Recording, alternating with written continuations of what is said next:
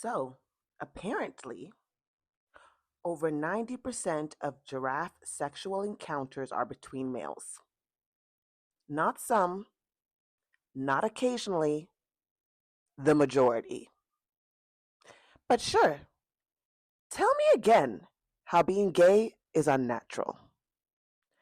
Because the tallest animals on Earth have clearly been living their best soft boy love era life without apology long before humans ever showed up with some charts and Bible study.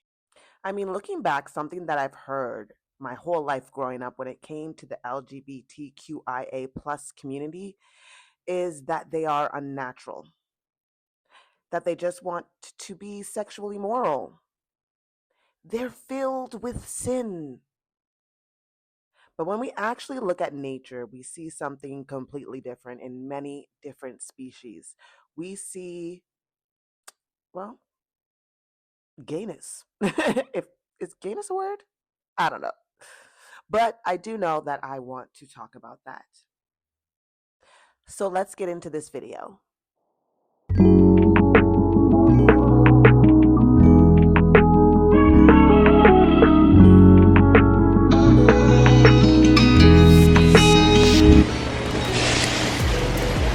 Yes, I fall in love with myself and I want someone to share it with me.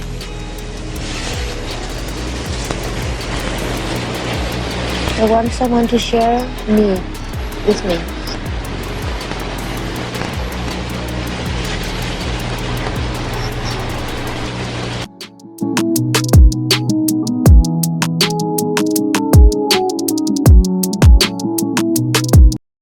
Welcome to Gay in Nature, the series where we explore the animal kingdom doing what humans keep insisting is unnatural. Meanwhile, nature is like, girl, we've been doing this for centuries. I grew up hearing that queerness was some kind of defiance against creation itself, but when you actually look at creation, it tells us a very different story. Giraffes might not be the first species you think of when it comes to same sex bonding, but they are actually one of the most active examples in the animal world. Zoologist Bruce Beijmihil, I don't think I'm saying that right, but I will put it across the screen. He is the author of Biological Exuberance, Animal Homosexuality, and Natural Diversity, and has documented that in like certain studies, if I'm remembering this correctly, up to 94% of observed giraffe sexual encounters were actually between the males. Not just flirting, not just a little experimental. We're talking about affectionate touch, mounting, and long term pair bonding. What makes giraffes especially interesting is how they show affection. Male giraffes engage in something called necking, which, yes, sounds like what your grandma called kissing behind the barn, might just say, or something like that. I don't know. But in their case, it literally means rubbing and intertwining their long necks together. Sometimes it looks playful and gentle, and then sometimes it's more like sensual, slow dancing with 8 feet of elegance.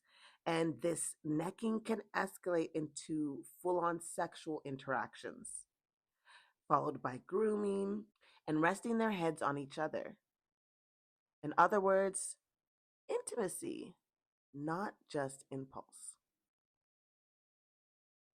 And there was also a time where scientists used to believe and think that this was actually dominance behavior.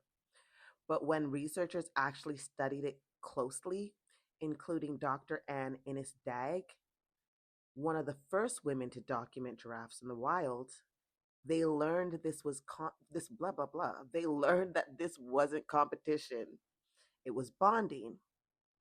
These males form alliances, reduce tension through affection, and build emotional connection. Touch is how they maintain peace. Humans start wars over ego. Giraffes, they cuddle through it. Now, The next thing that I thought about when reading this information, I really thought about the girls. Like, what about the females?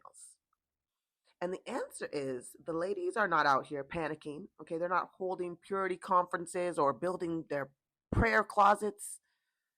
The female giraffes are busy minding their business, raising the calves, traveling in girl coalition herds, and yes, sometimes they themselves engage in female female affection too.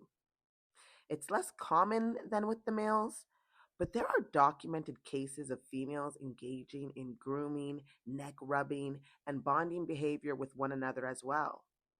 And here's the thing that really kind of got me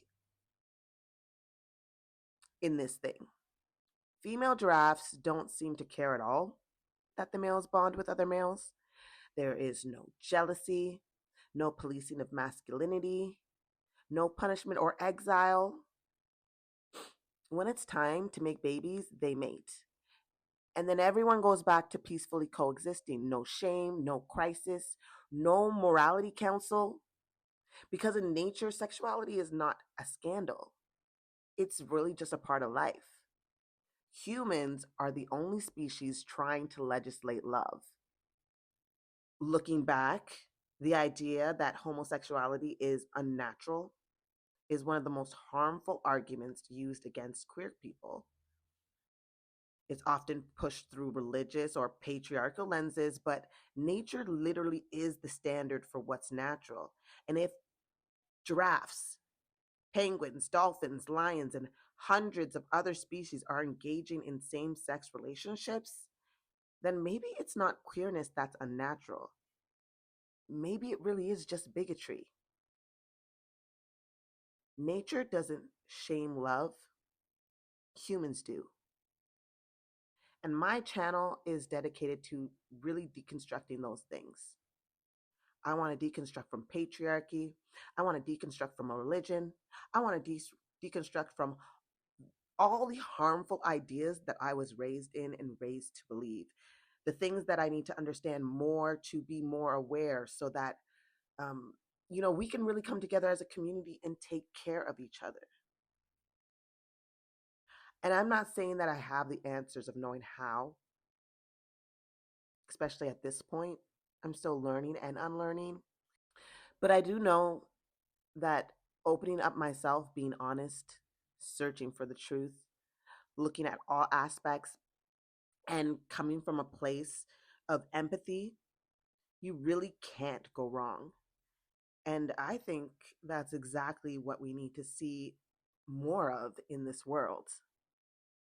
So next time someone says homosexuality is unnatural, remind them of the giraffes, the soft-eyed, 18-foot tall vegan sky horses of the savannah.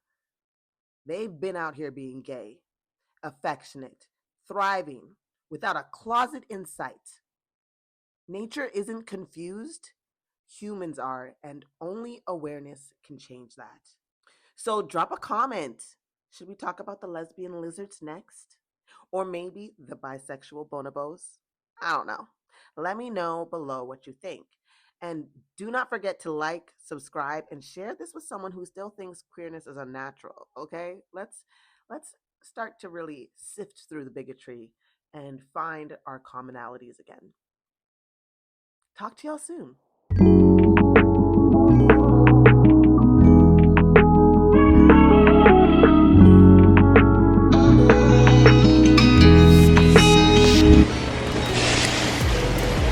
Yes. I fall in love with myself, and I want someone to share it with me.